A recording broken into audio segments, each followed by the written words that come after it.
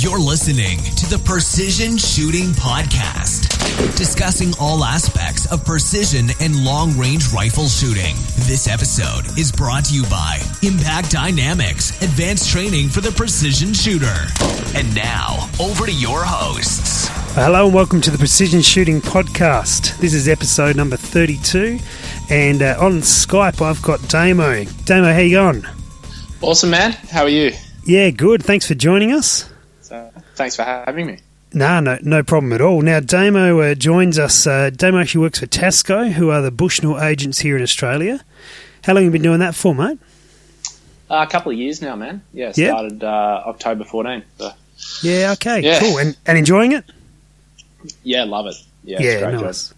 Excellent. And so from your email, your title is Firearms Coordinator. Now, that probably is one of those job titles that sounds cooler than it actually is, I'm guessing. Absolutely, yeah.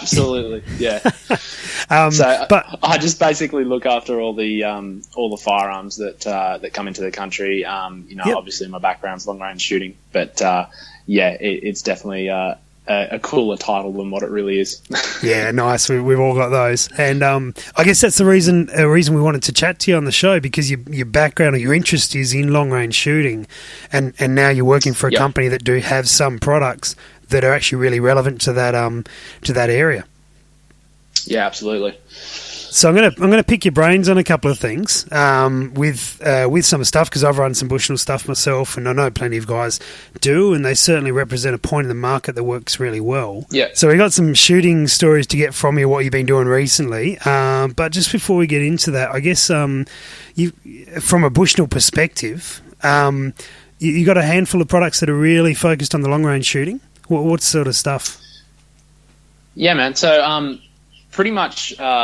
The more mainstream ones are the Elite Tactical line of rifle scopes. So basically, the Elite Tacticals start from kind of just the 1-inch tube variants all the way up to the big 34mm main tubes with huge amounts of elevation and stuff like that. Yeah. I guess the thing that kind of flagged me towards Bushnell at the start was just because of the high-end scopes that they do, which are like a real Night Force and Vortex competitor. And the reticle options that were available with the scopes. So that was one thing. At the time, they were the only company on the market that was doing a rangefinder that was capable of 1,600 yards and now a mile that was sub, kind of $3,000. That was another thing that got me into it. And as well as, with the Fusion 1 mile binos now as well, which are a great thing, and that's all kind of morphed into the newer products like the Conx 1 mile rangefinder, which has the Bluetooth compatibility with the Kestrel, which is a huge thing. Yeah, sweet. Have you been running one of those? Yeah, man. I've been running it for a little while now. I was lucky enough to get given a Kestrel 5700 AB, one of the elite models that you can drag scale factor with. Yeah, and nice. I thought I would confirm if it was actually compatible with the Conx rangefinder, and thankfully it is. And basically what happens when you connect the rangefinder to the Kestrel unit is that when you laser a target, when you ping off a target, it actually gives you your firing solution straight into the Kestrel, so the Kestrel automatically picks up the distance, and obviously all the atmospherics are taken into account. And you get a firing solution straight away on your Kestrel. But the other cool thing is if you know what's going on with the wind and you've got a quick wind formula or a short wind formula, it actually gives you your elevation hold in the rangefinder itself, which is really cool. So, you might laser something and it says 9.4 mils and your wind formula and you could shoot, which is really cool. Yeah, well, we had that set up when we went up to the Flinders. Greg has, Moneybags Greg has bought that sort of setup, and he was using it really effectively. We had some teething problems that were more our fault than the equipment. Once we worked out what they were, that was a really effective, quick way of doing things. Have you found that Conx rangefinder get out a fair way, distance-wise? Yeah, I mean, the thing is with all rangefinders are susceptible to atmospherics. the thing is, obviously, with the cheaper units, because they don't have a lot of, internal guards that deflect, lots of different types of interference, you'll find on like a really hot day, the rangefinder won't get its maximum performance.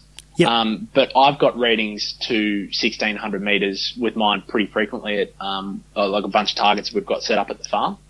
Yeah, wow. Funnily enough, the times when I was getting 1,600 metre readings is when I was actually lasering rocks, not reflective targets. Yeah, right. But still, obviously, the rocks are relatively reflective. Yeah. But what I have found is that, yeah, for sure, on a really hot day, they kind of get limited a little bit more. Like you might be pushing to get 1,500 metres. But once it starts to cool down, you can get some really good readings, and especially if you're using it to ascertain the range of some targets that you've set up. Well, once you laser them once and get your target distances, then it's sweet. Yeah, but, good to go. Yeah, more interestingly though, what I found is the Fusion 1 mile bonos, although they don't have the Bluetooth compatibility with the Kestrel, their performance is significantly more. I've actually managed to get a couple of readings really close to 2,000 with the binos, which is pretty impressive. Yeah, wow. I've got a set of those binos also, and they are really consistent with the measurements I've found anyway. I did throw them up years ago against Andrew's Victronics, and I think at 1,550 yards, they were 1 yard out, which I thought was pretty good. Until he turned around to the other angle and ranged something 3 kilometres away, and anyway, I just had to pack up at that point. Yeah, but within what they're actually, Victronics are amazing now. They're also about sort of 7 or 8 times the price, though. Absolutely. Yeah. So you get what you pay for, I guess. And out to that sort of mile mark, they've been quite consistent. But although I have found, although this is pretty true on most rangefinders, that the batteries, how new the batteries are, will affect it. For sure. Yep. Definitely. Yeah.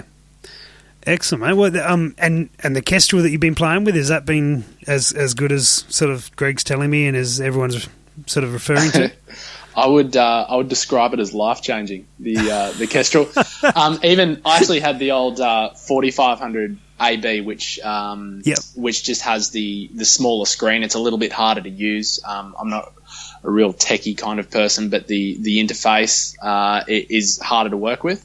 Yeah. With the 5700, it's amazing. I've actually got applied ballistics on my phone as well, and I even bought an Android phone to use applied ballistics as well. So I've actually gone from using all of those to just the Kestrel now for everything. Even if I just want to test out wind deflection for a particular bullet at a predicted velocity, just to see if it'd be worthwhile shooting, just plug it straight into the Kestrel. But the best thing is with the new Kestrel is that you can download the app that actually allows you to upload all the profiles onto your phone. And the coolest thing about that is that you don't have to, go and sit at your computer and do it, but the other thing is it has all the Brian Litt's custom BCs that are measured input straight into the app. So you can just choose the bullet, choose a custom BC, and load it straight onto the Kestrel. So there's no downtime, I guess, with it, which makes it an awesome system.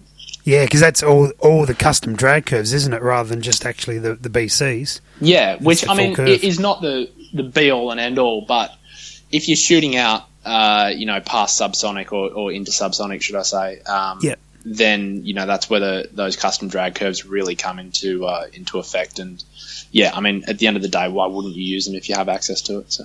Absolutely, and on AB they're only a couple of bucks, but if they're included in the Kestrel, that's interesting that you say that your Kestrels sort of pretty much replace your usage of AB elsewhere.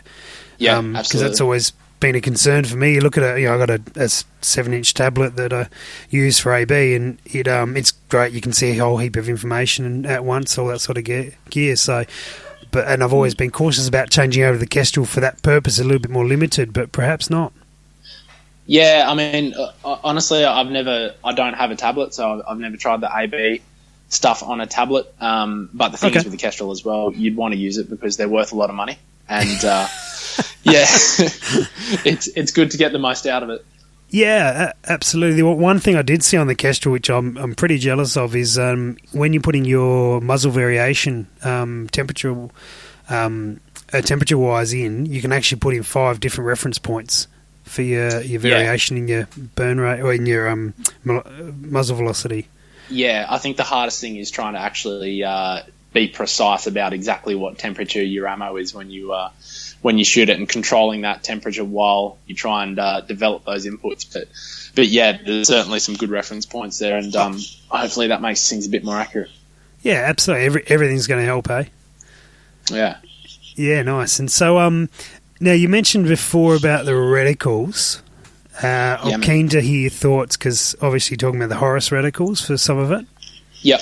Yeah. I mean, I started off. That's actually what got me into the Bushnell scopes. Probably about must have been 6 or 7 years ago now. When the first 4.5 to 30 came out with the Horus 59, and which is what I've got.